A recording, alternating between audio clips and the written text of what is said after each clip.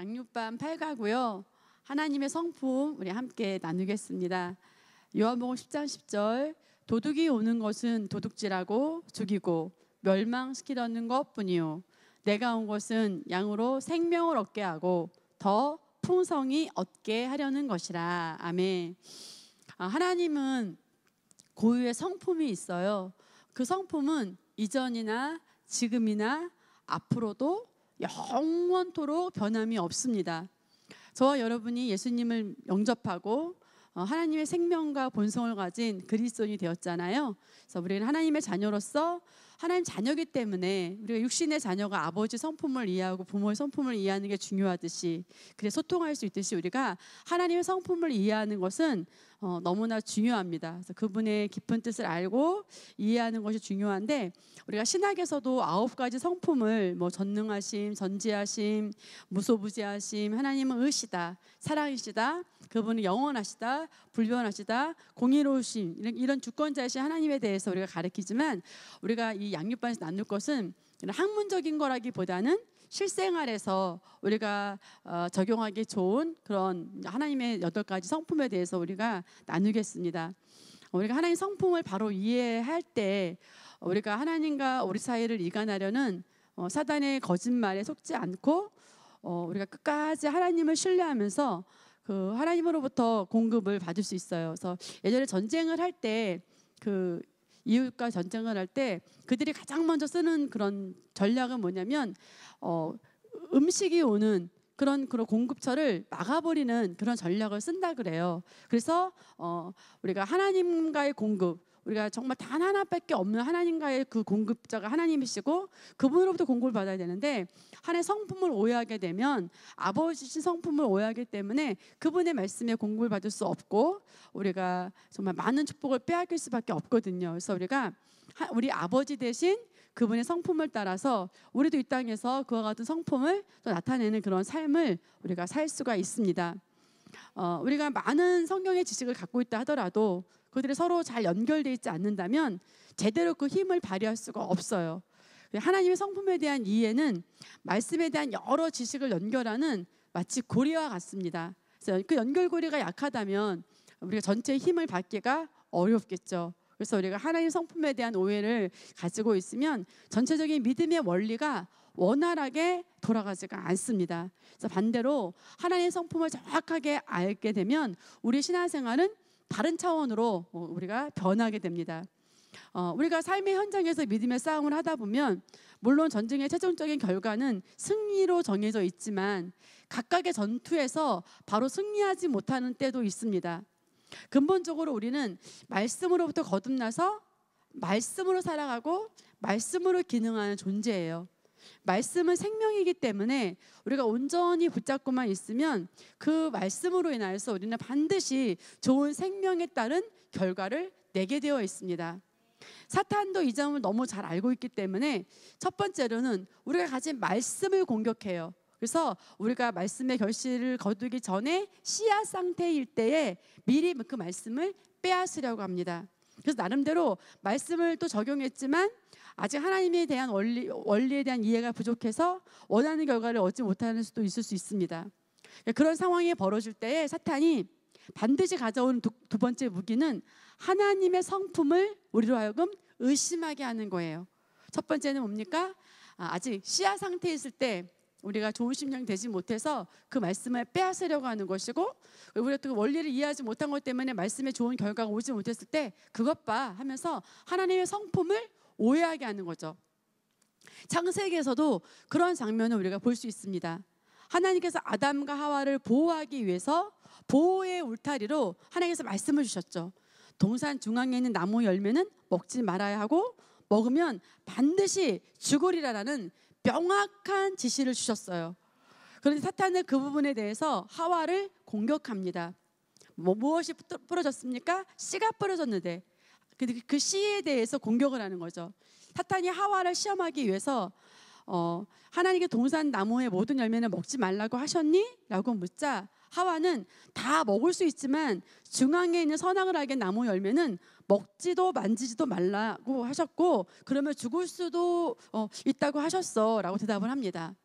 하와는 하나님의 지시, 즉 그분의 말씀에 대해서 불확실하게 불명확하게 알고 있다라는 것을 사단이 판단을 한 거죠. 파악을 한 거죠. 그래서 이제 하와로 하여금 그 말씀을 호도할 뿐 아니라 하나님의 성품을 의심하게 합니다. 호도한다는 것은 뭐냐면 말씀을 명확하게 결말을 내지 않고 일시적으로 감추거나 덮는 것, 그것이 호도한다고 하는 건데, 사단은 말씀에 대해서 호도하거나 이렇게 하는 성품을 의심하게 합니다. 내가 그 열매를 먹으면 하나님처럼 지혜로워질까 봐 먹지 말라고 한 거야. 그러나 하와는 사탄에게 완전히 미혹되어서 인류 전체를 저주의 길로 이끄는 범죄를 저지르게 됩니다. 이처럼 태초부터 지금까지 믿는 자로 하여금 하나님의 말씀과 또 하나님의 성품을 오해하게 해서 분리시키는 것이 사단이 하고 있는 주된 전략입니다. 그래서 우리가 하나님의 성품에 대해서 믿음의 방패를 견고히 하여서 어떤 상황에서도 우리를 하나님으로부터 분리시키려는 사단의 전략을 다룰 수 있어야 하겠습니다. 하나님은 그 고유의 성품을 가지고 계신데, 그 성품은 불변하고 하나님께서 하시는 모든 일은 언제라도 그 성품에서 벗어나지 않습니다. 그러나 여전히 많은 사람들은 지금도 하나님 성품을 오해함으로 말미암아 사탄의 올무에 걸려서 하나님을 원망하며 그분으로부터, 공급자로부터 멀어져요. 따라서 우리는 말씀을 통해 하나님의 성품을 정확히 알고 그 지식을 과거에 축적한 어떤 경험보다, 이론보다 우위에 두어야 합니다. 내 경험보다 하나님의 말씀을 최고의 위치에 놓아야 됩니다. 그래서 우리가 양육방 일가에서 같이 결단했었죠. 우리가 하나님의 말씀 앞에 율법적인 생각, 도덕적인 생각, 경험 이론을, 과학적인 사고를 다 처리하고 우리가 하나님의 말씀을 가장 최고의 권위에 놓기로 우리가 결단했었습니다. 이가에서도 마찬가지예요. 하나님의 성품에 대해서 우리 기존의 경험이나 고정관념을 다 뛰어넘고 언제나 항상 하나님이 말씀하시는 바를 정확히 알고 그 말씀을 선택해야 하겠습니다. 첫 번째 하나님의 성품은 하나님은 선하시다입니다. 하나님 어떤 분입니까? 하나님은 선하시다. 그래서 하나님은 선하시고 마귀는 악하다. 그래서 God is good, devil is bad. 단순하지만 매우 정확한 문장입니다. 하나님은 항상 선하시고 좋으신 분이십니다. 그러나 마귀는 반대죠. 항상 악합니다. 따라서 선한 하나님은 나쁜 일을 할 수가 없고 악한 마귀는 좋은 일을 할 수가 없죠. 그래서 이것이 영의 색깔이고 본질이기 때문입니다. 하나님은 선하고 의로운 분이시기 때문에 그분께서 하시는 일은 항상 옳아요. 그래서 우리가 당장은 이해할 수 없을지라도 최소한 그분께서 하시는 일이 옳다는 사실에 대해서는 먼저 의심의 여지가 있을 수 없습니다. 그래서 마귀가 하는 일은 어떻게 포장하더라도 악한 결과를 가져옵니다. 그래서 그 열매를 보면 알 수 있다고 하셨죠. 그래서 그에게서는 좋은 것이 나올 수가 없습니다. 이방 종교나 무속 신앙에서도 병이 낫거나 아이를 낳거나 기적을 경험하는 일이 있을 수 있지만, 궁극적으로 마귀가 우리에게 원하는 것은 자유가 아니라 속박이에요. 그래서 그 미끼를 가지고 영혼을 사로잡아서 자신의 올무 아래 묶어두려는 것이 그 마귀의 의도입니다. 따라서 우리는 하나님과 마귀의 본성에 대해서 단순하지만 명확한 개념을 가져야 하며, 이를 바탕으로 하나님이 하시는 일과 마귀가 하는 일에 대해서는 정확하게 구별하고 분별할 수 있어야 합니다. 우리 야고보서 1장 17절 말씀을 함께 읽겠습니다. 모든 좋은 선물과 온전한 선물이 위로부터 빛들의 아버지께로부터 내려오나니 그분께는 변화도 없고 회전하는 그림자도 없느니라. 아멘, 아멘. 하나님께서는 모든 좋은 은사와 온전한 선물을 우리에게 주시는 분입니다. 또한 그분은 변함이 없으시고 그림자도 없으신, 어둠이 조금도 없으신 분이십니다. 우리 시편 100편 5절을 함께 읽겠습니다. 이는 주께서는 선하시고 그의 자비는 영원하며 그의 진리가 모든 세대에 이어지기 때문이다. 시편 23편 6편, 시편 136편 1편 있습니다. 진실로 선하심과 자비하심이 내 생의 모든 날 동안 나를 따르리니 내가 주의 전에 영원히 거하리로다. 오 주께 감사하라. 그는 선하시며 그의 자비는 영원히 지속됨이라. 아멘. 여러분 계속 이렇게 이 두꺼운 믿음의 반석 꽃으로 된 이 책을 보면서 함께 따라오시면 되겠습니다. 시편에도 주님의 선하심을 찬양하는 구절이 곳곳에 있습니다. 그분의 자비와 인자와 성실은 영원토록 변함없이 지속이 됩니다. 특히 우리가 잘 알고 있는 시편 136편은 매 후렴 구절마다 주께 감사하라 그 인자하심이 영원하미로다, 주께 감사하라 그 인자하심이 영원하미로다는 구절이 반복되고 언제라도 우리가 고백하여서 그분의 선하심을 노래하기 좋은 구절입니다. 이처럼 하나님의 선하심과 선한 일들을 저와 여러분이 고백하고 찬양하면 그것은 우리의 영을 굉장히 강하게 세워줍니다. 요한복음 10장 10절 말씀을 함께 읽겠습니다. 도둑이 오는 것은 도둑질하고 살인하며 멸망시키려고 오지만 내가 온 것은 양들로 생명을 얻고 더 풍성히 얻게 하려 함이라. 예수님께서 직접 하신 말씀이세요. 위에서 도둑이란 문맥상은 거짓 선지자를 가리키는 것이지만 여기서는 본질적으로 마귀가 하는 일로 바꾸어서 우리가 이해해도 문제가 전혀 없습니다. 마귀가 하는 일은 뭡니까? 전략은 훔치고 죽이고 멸망시키는 것뿐입니다. 이것이 마귀의 본성이고 특징이에요. 마귀는 결코 선한 일을 행할 수 없고 선한 일을 생각해낼 수조차도 없습니다. 그러나 예수님께서는 우리가 하나님과 같은 조의 생명을 얻되 그 풍성을 최대치로 살 수 있는 영생을 가지고 오셨습니다. 그래서 영생을 가지고 최대 용량, 맥시멈 최대치로 살아나는 우리가 정말 다스리고 정복하는 그런 삶을 사는 것이 예수님께서 모델로 보여주셨던 그러한 삶입니다. 하나님은 선하시고 마귀는 악하다. 이 단순한 진리를 저와 여러분이 분명하게 인지하고 확고하게 믿는 것은 우리 신앙생활에서 굉장히 중요합니다. 이러한 바탕에서 하나님이 하시는 일과 마귀가 하는 일을 구분할 수 있어야 됩니다. 지금도 많은 그리스도인들이 예상치 않은 사고나 불행이 생길 때 하나님의 치셨다라는 구약식의 표현을 사용하며 실제로 그렇게 해석하기도 합니다. 예를 들어서 예수 믿은 지 얼마 안 된 사람이 주일에 교회를 가지 않고 친구와 놀러 가다 교통사고를 당했습니다. 사고를 통해 그 사람은 주일에는 다른 곳에 가지 말고 꼭 예배를 드려야겠다라는 결론을 내리게 되었습니다. 그런 상황을 두고 흔히 이런 간증을 많이 합니다. 제가 초신자로서 유혹에 빠져 예배를 지키지 않고 놀러가는 일에 하나님께서 치셔서 교통사고를 주시고 저를 깨닫게 하셨습니다.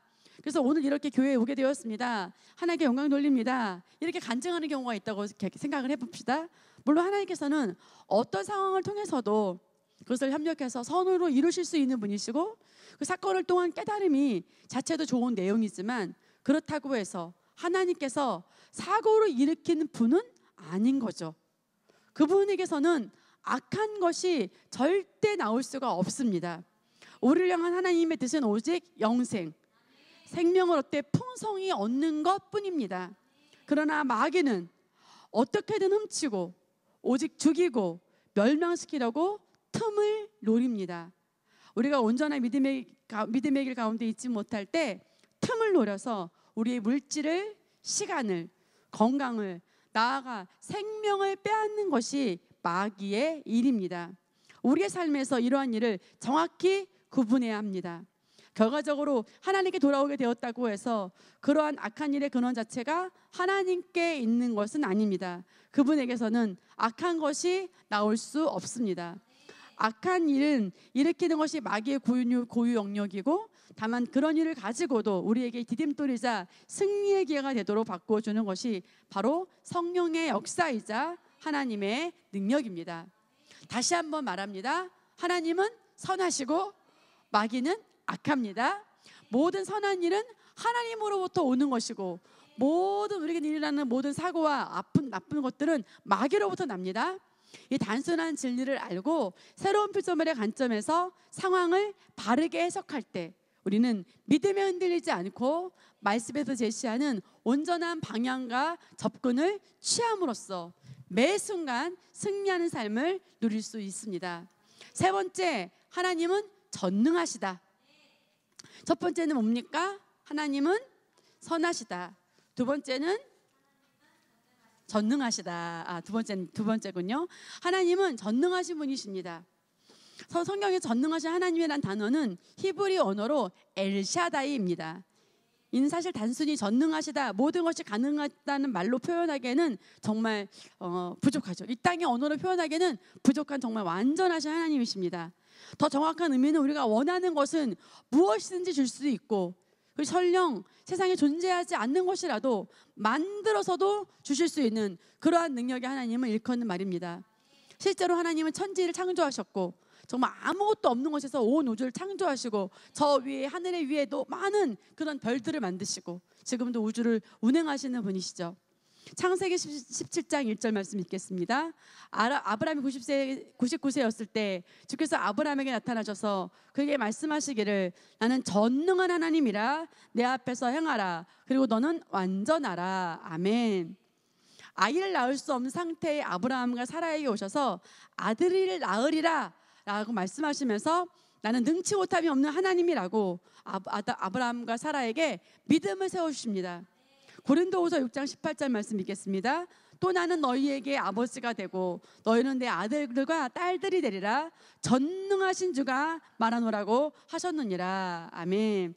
하나님 스스로가 전능하신 주라고 하나님을 소개하고 있습니다. 우리 계시록 1장 8절 신약의 말씀 보겠습니다. 나는 알파와 오메가요, 시작과 끝이라. 주고 지금도 계시고 전에도 계셨고 앞으로 오실 전능하신 분이 말하노라. 아멘.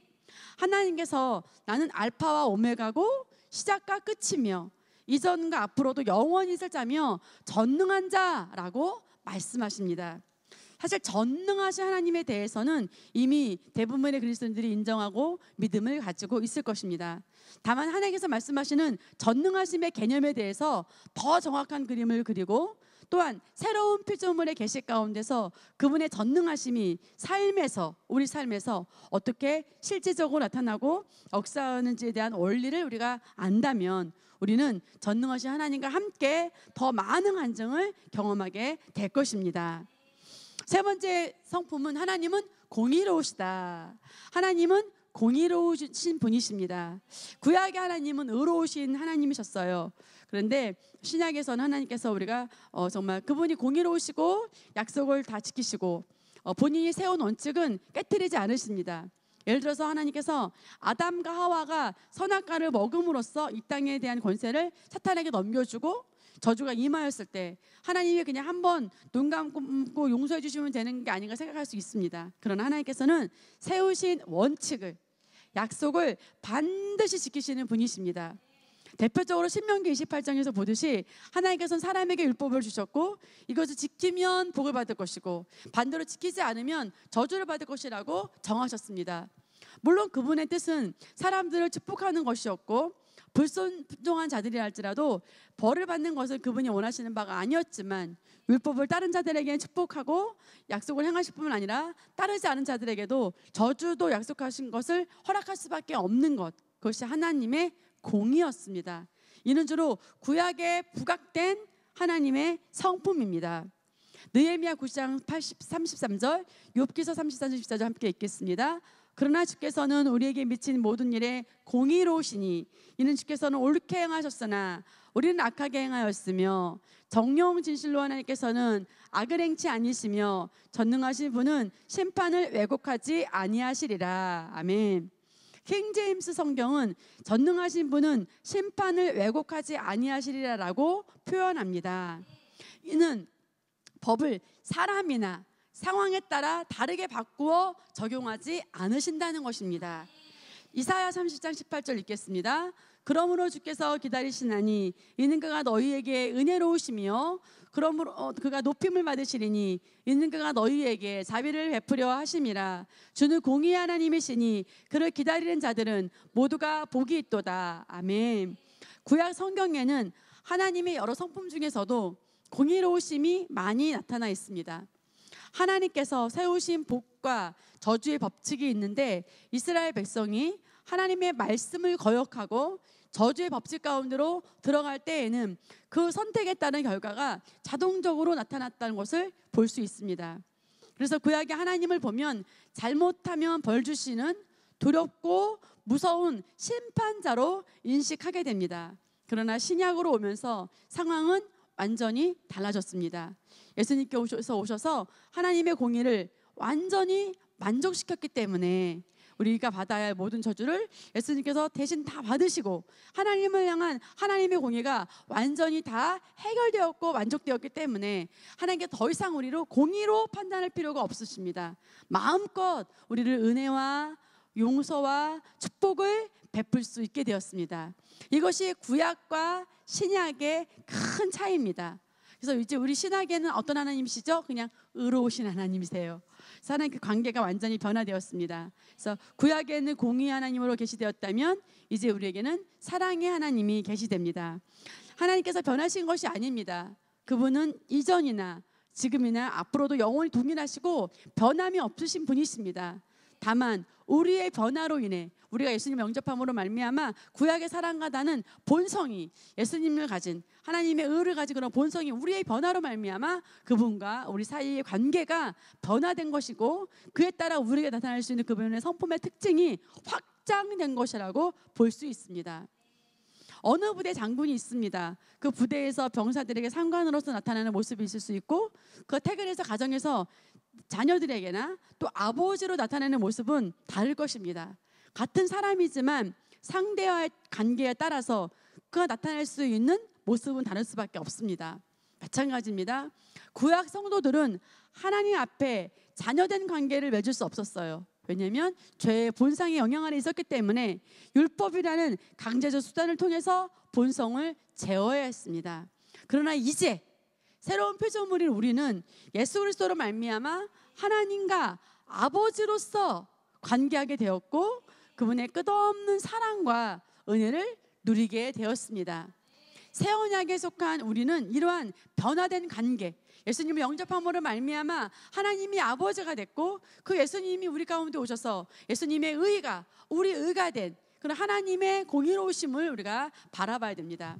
구약의 틀로 다시 들어가서 하나님을 심판자로 대하고 우리 삶에 일어나는 모든 부정적인 일에 대해 하나님의 공의를 적용해서는 곤란합니다. 이제 우리는 예수 그리스도를 통하여 거듭났기 때문에 하나님의 심판으로부터 자유로워졌습니다.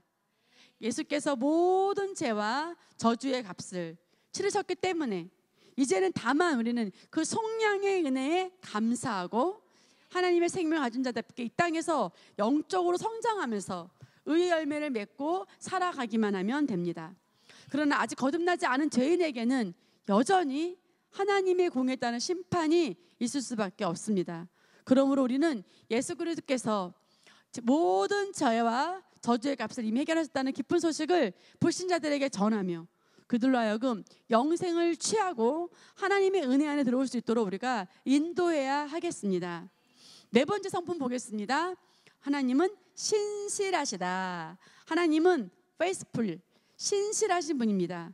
말씀과 약속을 반드시 지키시는 분이십니다. 그분의 신실하심을 알 때 우리의 기도 응답을 확신할 수 있고 또 그분의 말씀이 반드시 이루어진 것에 대해서 우리가 믿음을 발휘할 수가 있습니다. 신명기 7장 9절 말씀 같이 읽습니다. 그러므로 주 너희 하나님을 알라. 그분은 하나님이시니 그를 사랑하고 그의 계명들을 지키는 자들에게 언약과 자비를 일천대까지 지키시는 신실하신 하나님이시며. 아멘. 예를 들어서 어떤 사람이 새벽 기도를 하러 매일 아침 늦지 않고 정확한 시간에 나와서 기도를 한다면 그를 두고 신실하다고 표현할 수 있을 것입니다. 마찬가지로 우리 하나님도 그분을 사랑하고 계명을 지키는 자에게 천대까지 약속을 지키시고 한결같이 사랑을 베풀어 주시는 분이십니다. 시편 119편 86절 또 우리가 그 밑에 쭉 말씀을 우리 읽겠습니다. 주의 모든 계명들은 신실하나이다. 그들을 부당하게 나를 박해하오니 나를 도우소서. 어떤 한 자들이 믿지 아니하였다면 어찌하겠느냐. 그들이 믿지 아니함이 하나님의 신실하심을 무효화시키겠느냐. 아멘. 사람들이 믿는다고 해서 믿지 않는다고 해서 그 신실하심이 변하지 않는 진리라는 거죠. 성경에서는 이러한 신실하심에 대해 여러 면에서 이야기하는 것을 볼 수 있습니다. 그분 안에 있는 하나님의 모든 약속은 예가 되기에 우리는 그분 안에서 아멘하고 하나님께 영광을 돌리노라. 하나님의 신실하심에 대해서 첫 번째 뭐냐면 약속에 대한 신실하심을 말하고 있어요. 우리가 아멘으로 그 말씀 붙들기만 하면 그 신실하신 하나님의 말씀이 반드시 우리에게 이루어집니다. 신실하심으로 우리가 주님께 영광을 돌리는 것이고요. 데살로니가전서 5장 24절 읽겠습니다. 너희를 부르시는 이는 미쁘시니 그가 또한 이루시니라. 하나님 우리를 선택하여 부르셨는데 그것에 대해서 우리가 받아들이고 믿으면 그것이 여전히 우리에게 이루어집니다. 부르심은 우리를 이끄신 그분께서는 신실하기 때문에 부르신 그 일을 이룰 수 있도록 마지막까지 우리를 인도하시고 능력을 주십니다. 그래서 우리는 그 부르심까지 신실하신 그 하나님을 믿고 우리가 부르심을 대해서 기도하고 발견하기를 원한다면 다 알려주시죠. 데살로니가 후서 3장 3절 보겠습니다. 그러나 주께서는 신실하시어 너희를 굳게 하시고 악으로부터 지키시리다. 위와 같이 하나님께서 보호하심에 대해서도 신실하십니다. 우리가 우리 죄들을 자백하면 그는 신실하시고 의로우셔서 우리 죄들을 용서하시며 모든 불의에서 우리를 깨끗하게 하시느니라. 마지막으로 하나님께서는 사죄의 기도에 대해서도 신실하십니다. 우리가 주님 앞에 죄를 짓고 자백하는 기도를 하면 같은 죄로 반복해서 사죄를 하더라도 언제나 처음부터 끊임없이 용서해 주십니다. 하나님께서는 내가 너무 용서해 줬더니 내가 늘 똑같은 죄를 짓는구나, 오늘 용서를 못 해준다, 고난 좀 받고 와라 하지 않으신다는 거죠. 100번이고 1000번이고 우리가 심령을 돌이켜 우리가 그분께 나아가기만 하면 신실하고 의로우신 그분께서 언제나 우리를 용서해 주시고 그 죄로부터 자유롭게 해주신다고 말씀합니다. 또 이러한 신실하심에 대해 잘 알고 있으면 하나님께서 주시는 큰 약속을 우리가 받을 때에도 믿음을 발휘하여서 흔들리지 않을 수 있게 됩니다. 히브리서 11장 11절 읽겠습니다. 사라 자신도 수태할 나이가 지났지만 믿음으로 씨를 잉태하는 받아 아이를 출산하였으니 이는 약속하신 분이 신실하신 줄로 여김이라. 아멘. 하나님께서 처음 아들을 낳으리라고 하셨을 때 사라는 믿지 못했습니다. 자신은 물론이고 남편 아브라함의 몸도 생리적으로 전혀 아이를 낳을 수 없는 상태임을 알았기 때문입니다. 그런데 위의 구절을 통해 사라가 믿음을 갖게 되었음을 알 수 있는데 그 열쇠는 바로 사라가 약속하신 하나님이 신실하심을 알았기 때문이라고 말씀합니다. 하나님께서는 아브라함에게 고향을 떠나라 하시면서 이렇게 약속하셨습니다. 내가 너로 큰 민족을 이루고 내게 복을 주어 내 이름을 창대하게 하리니 너는 복이 될지라.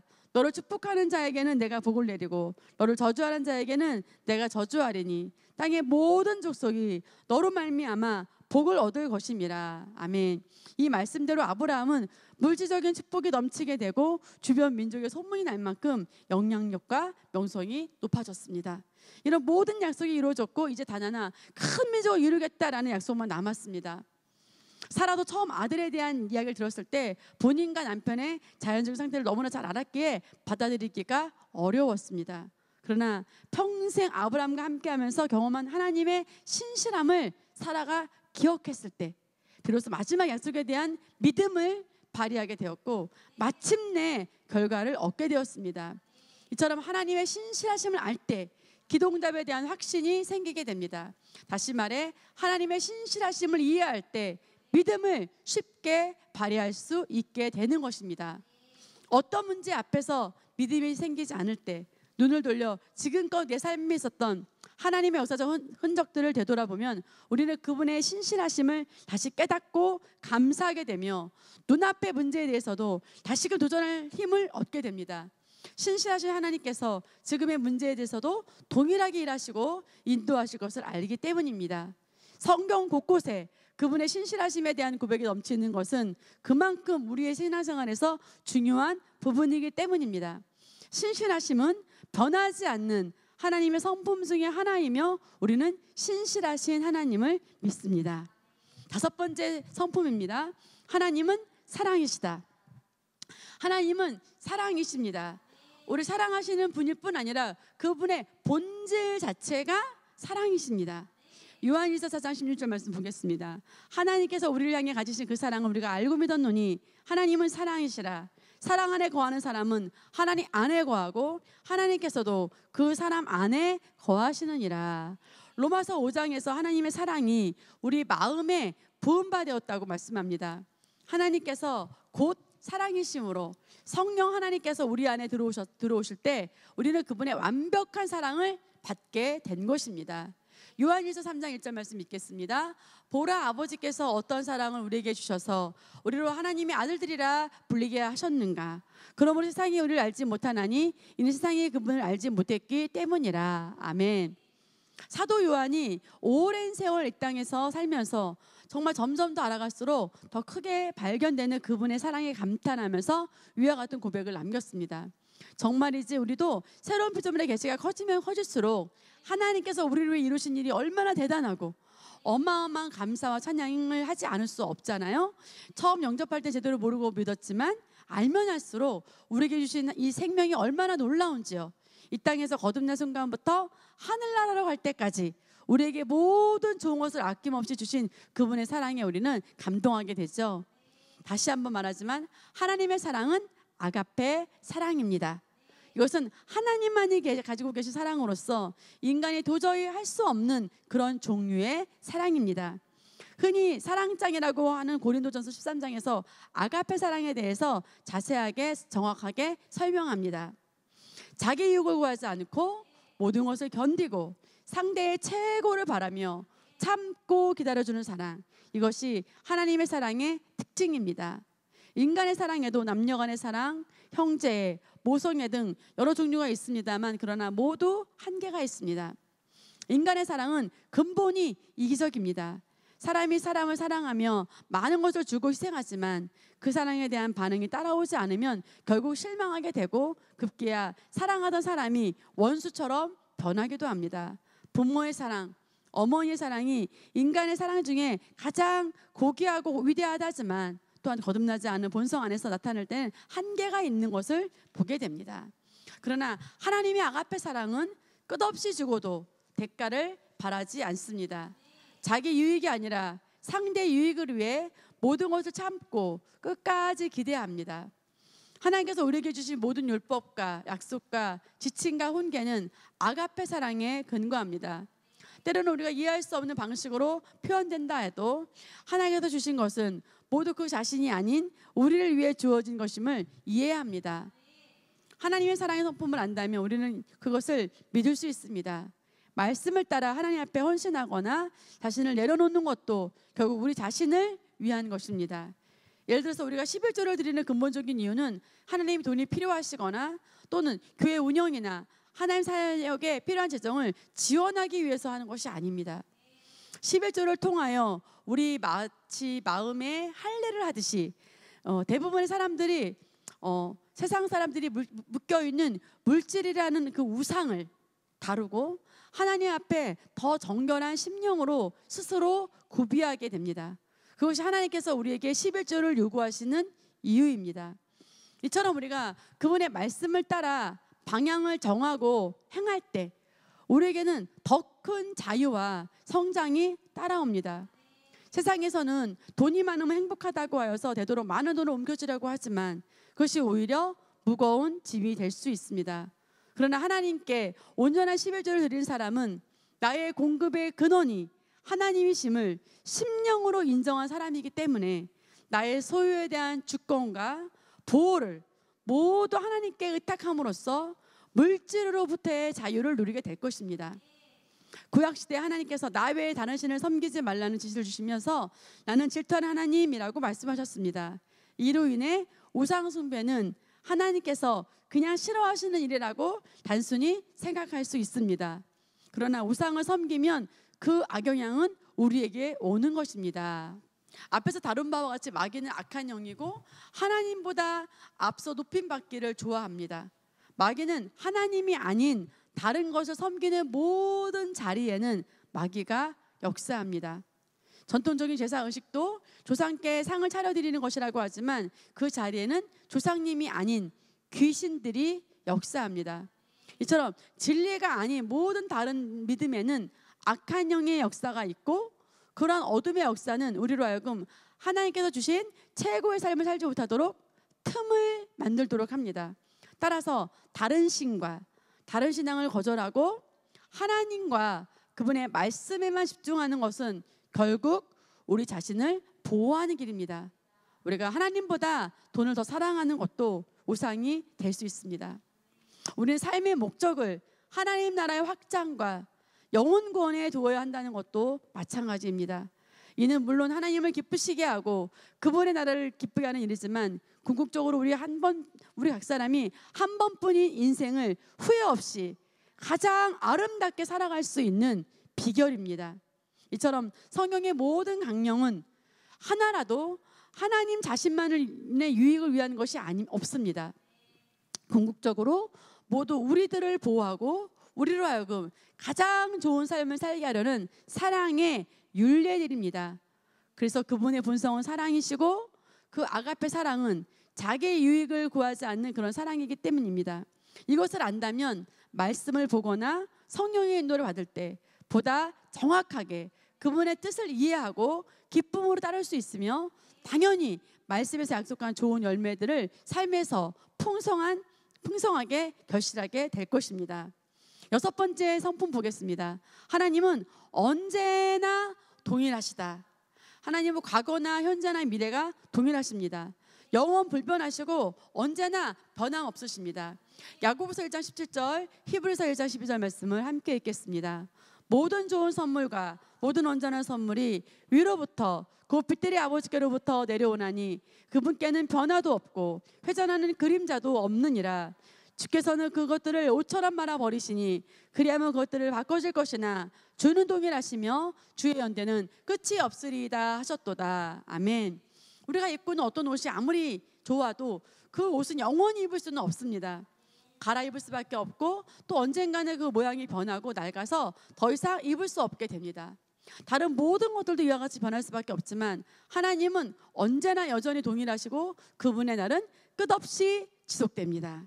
갈라디아서 3장 9절 29절 말씀 읽겠습니다. 그러므로 믿음으로 난 사람들은 믿음이니 아브라함과 더불어 복을 받느니라.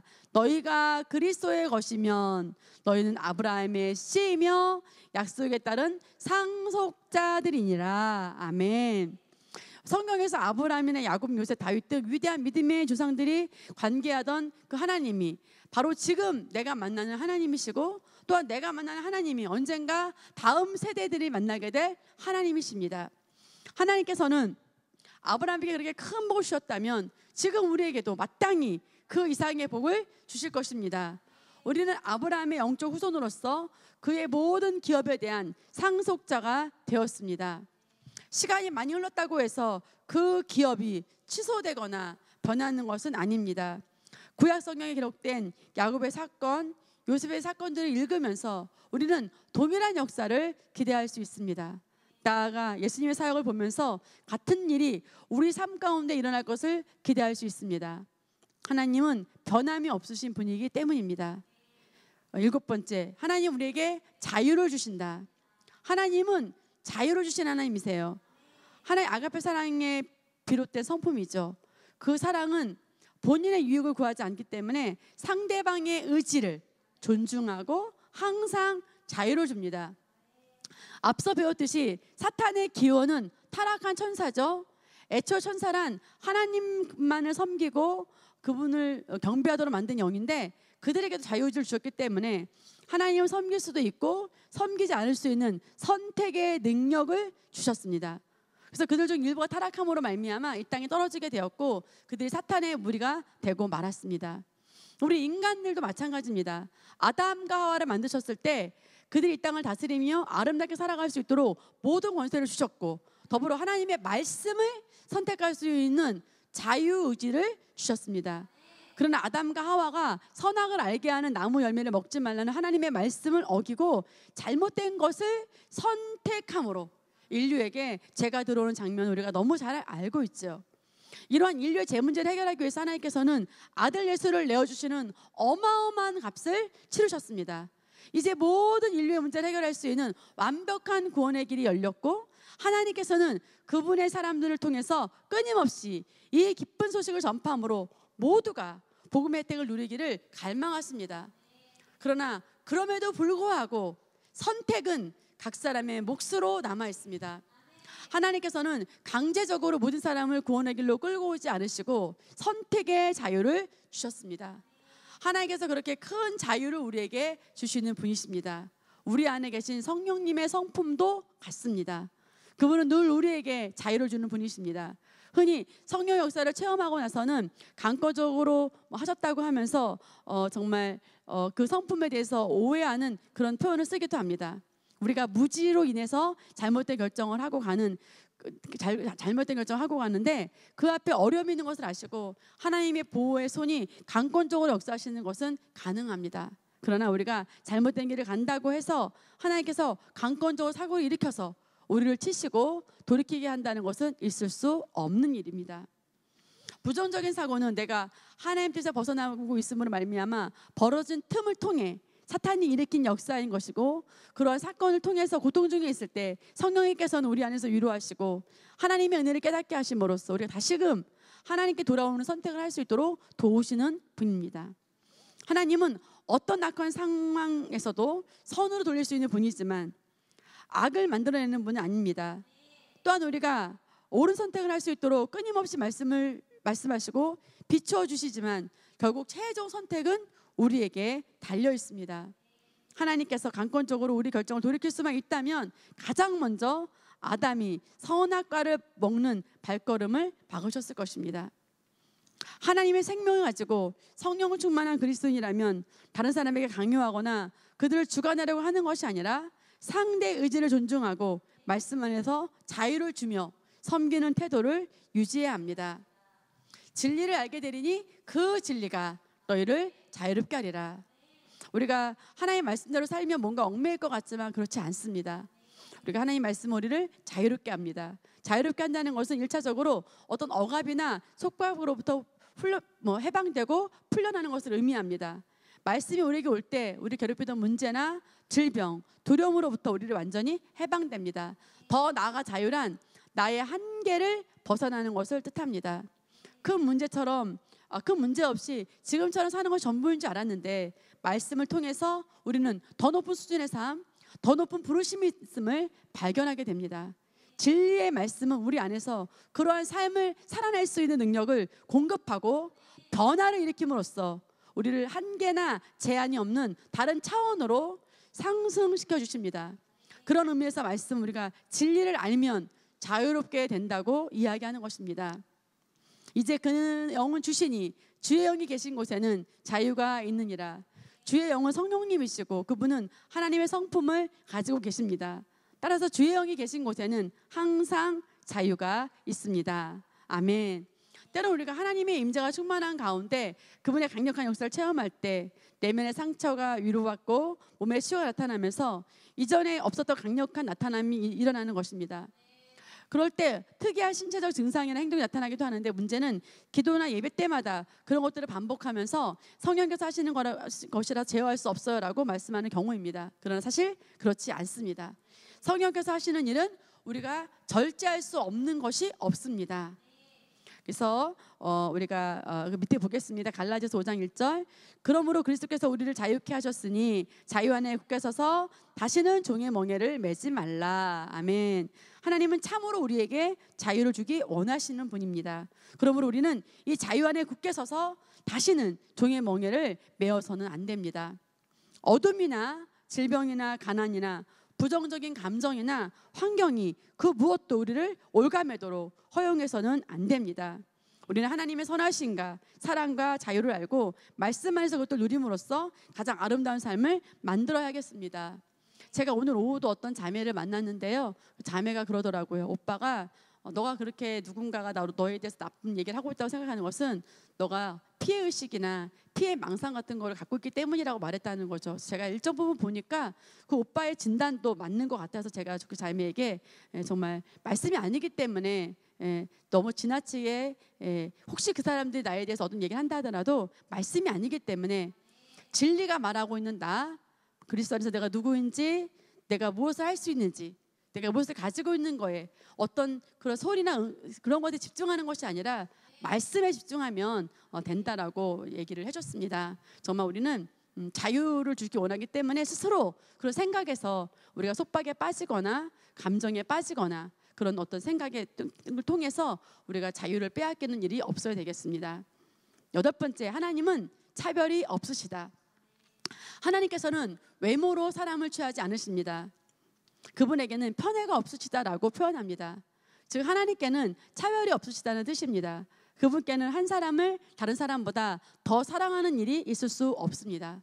세상에서는 보이는 것이나 육신적인 기준을 따라 상대를 다르게 대하는 경우가 많지만 하나님은 그러실 수 없습니다. 다만 그분께서는 우리 한 사람 한 사람을 모두 특별하게 사랑하십니다. 사무엘상 16장 7절 보면 여호와께서 사무엘에게 이르시되 그의 용모와 키를 보지 말라. 내가 이미 그를 버렸노라. 내가 보는 것은 사람과 같지 아니하니 사람은 외모를 보거니와 나 여호와는 중심을 보느니라 하시더라. 아멘. 하나님께서는 용모와 신장에 관계없이 차별하지 않으십니다. 선지자 사무엘이 하나님의 음성을 듣고 이세 아들 중 한 명을 왕으로 세우기 위해 찾아갔습니다. 사무엘이 그 중에서 가장 키도 크고 잘생긴 엘리압에게 기름을 부으려고 하자 하나님께서는 나는 외모가 아닌 중심을 본다고 말씀하십니다. 중심이란 뭡니까? 우리의 심령, 다시 말하면 영을 말합니다.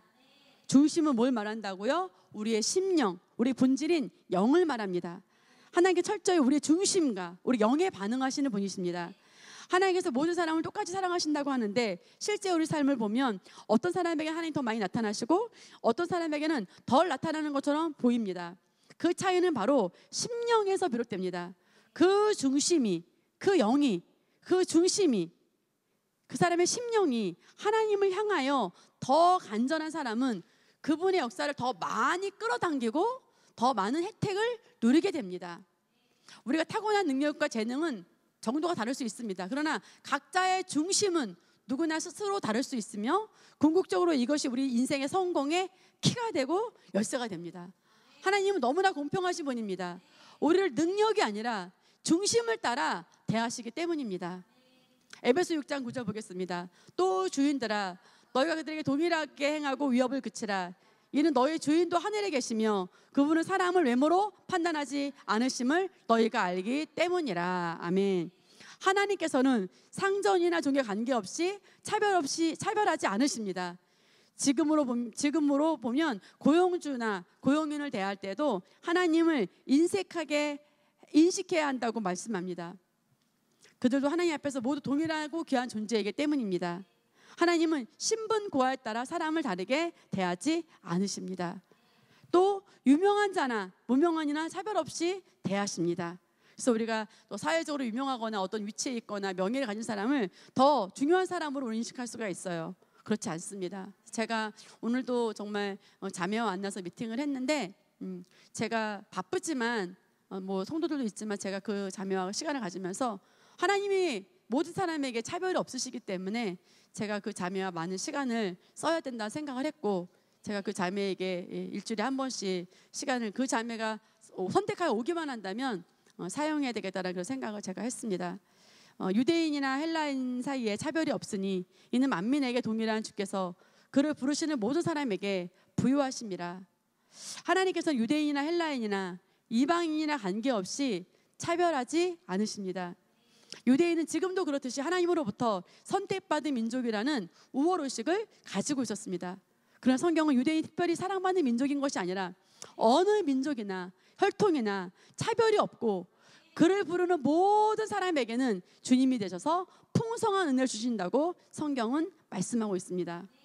사도행전 10장 34절에서 35절 말씀 보겠습니다. 그때 베드로가 입을 열어 말하기를 참으로 내가 깨달은 것은 하나님께서는 사람을 외모로 취하지 않으시고 어느 민족에서나 자기를 두려워하고 의를 행하는 사람에게를 받아 주신다는 것이라. 아멘. 하나님께서는 유대인이나 이방인이나 관계없이 차별하지 않으십니다. 민족과 관계없이 하나님을 향해서 바른 심령을 가지고 의를 행하는 사람은 하나님께서 모두 받아주신다고 말씀합니다. 골로새서 3장 25절 읽겠습니다. 그러나 악을 행하는 자는 자기가 행한 악에 대하여 받으리니 거기에는 사람을 외모로 취하심이 없느니라. 아멘. 불의에 대해서도 하나님은 차별이 없으십니다. 누군가를 더 사랑하신다고 해서 양해해 주시는 그런 일은 있을 수 없습니다. 갈라디아서 8장 3장 28절 읽겠습니다. 유대인이나 헬라인도 없고 종이나 자유인도 없으며 남자와 여자도 없으니 이는 너희 모두가 그리스도 예수 안에서 하나이기 때문이라. 아멘. 하나님께서는 남자나 여자나 관계없이 차별하지 않으십니다. 단지 하나님 창조 질서에 따르면 가정에서의 여자의 머리는 남자입니다. 강남자의 머리는 그리스도요, 여자의 머리는 남자요. 그리스도의 머리는 하나님이시라. 그렇다고 해서 우리 하나님께서 여자보다 남자를 더 중요하게 여기시는 것은 아닙니다. 이것은 영적인 질서이고 각 자리에 있는 한 사람 한 사람을 하나님께서는 귀하게 여기십니다. 목사님이 중요한 역할을 하지만 새신자보다 하나님에게서 목사님이 더 중요하게 여기시는 것이 아닙니다. 하나님은 누구나 다 동일하게 하나님은 차별하지 않으십니다. 지금까지 살펴본 바와 같이 하나님 선하시고 신실하시고 변함없으시며 차별이 없으십니다. 하나님 성품은 언제 어디서나 동일하십니다. 그러므로 저와 여러분은 언제 어디서나 그분의 말씀을 믿고 따를 수 있습니다. 그래서 우리가 하나님 성품은 불변하다는 거, 선하신 하나님께서는 나에게 원망받을 만한 어떤 일도 하지 않으신다는 거. 그래서 여러분과 저에게 어떤 문제나 어려움이 있을 때, 문제 가운데 있을 때 하나님에게는 편에는 문제가 없음을 알고 반드시 나를 점검하고 고쳐야겠습니다. 하나님 절대 불의한 일을 할 수 없는 분이고 원망받을 만한 어떤 일도 하실 수 없다는 거죠. 그래서 만약 좋지 않은 결과가 나에게 나왔다면 그것은 하나님 편에 있는 문제가 아니라 내 편에 문제가 있는 것입니다. 따라서 내가 하나님 말씀의 원리 가운데 올바른 심령으로 기능했는지 점검하고 교정하는 것이 합당한 접근이겠습니다. 우리가 혼에 아직 남아있는 변화하지 않은 잘못된 태도로 인해서 우리 스스로의 문제를 인정하고 싶어하지 않은 성향이 있습니다. 그러나 하나님께는 문제가 없다는 전제를 분명히 인식하고 스스로 말씀으로 교정하여서 다르게 접근한다면 과거의 실패도 얼마든지 승리로 바꾸어 영광의 삶을 누릴 수 있습니다. 하나님 성품은 변할 수 없습니다. 우리는 언제나 그분을 신뢰할 수 있습니다. 우리가 예수 안에 있다는 것은, 주님의 손이 우리 삶에 맡겨졌다는 것은 우리가 가장 안전한 곳에 거하고 있다는 것입니다. 그러므로 우리가 염려할 필요가 없습니다. 제가 오늘도 미팅을 하면서 이제 성도들에게 물어봤어요. 어저께 수요 예배를 드리면서 또 우리가 그 라인방을 하면서 레마로 하나님께 주시는 음성이 뭐냐라고 물어봤더니 한 성도님은 평강에 대해서 주셨다고 하고, 한 분은 담대함에 대해 주셨다고 하더라고요. 물론 그럴 수 있어요. 어떤 한 단어가 주어질 수 있지만 그것에 대해서 우리 정말 그 신실하신 하나님을 믿고, 내가 괜히 두려워하거나 염려하거나 그럴 필요가 없구나, 내가 더 요동할 필요가 없구나라는 것을 우리가 내 심령이 움직이는, 내가 아직 더 정착되지 않은 말씀으로 완전해지지 않은 나의 상태의 문제인 거지 하나님의 문제가 아니라는 것을 우리가 발견하면서 지속적으로 내가 변화시켜가고, 내가 더 담대해야 되겠구나, 더 말씀으로 강화시켜가고 그렇게 발전한다면 정말 우리 신앙생활은 든든한 반석처럼 세운 그런 집처럼 흔들림 없이 안정적으로 지어지게 될 것이고, 우리 부르심을 다 잃고 어떤 상황에서도 확신 가운데 주님에 대한 신뢰를 잃지 않고 평강을 잃지 않고 주님과 동행하는 그런 놀라운 삶을 살게 될 것입니다. 할렐루야. 큰 복 받으셨습니다. 다음 주 양육반 9강에서 만나요. 할렐루야.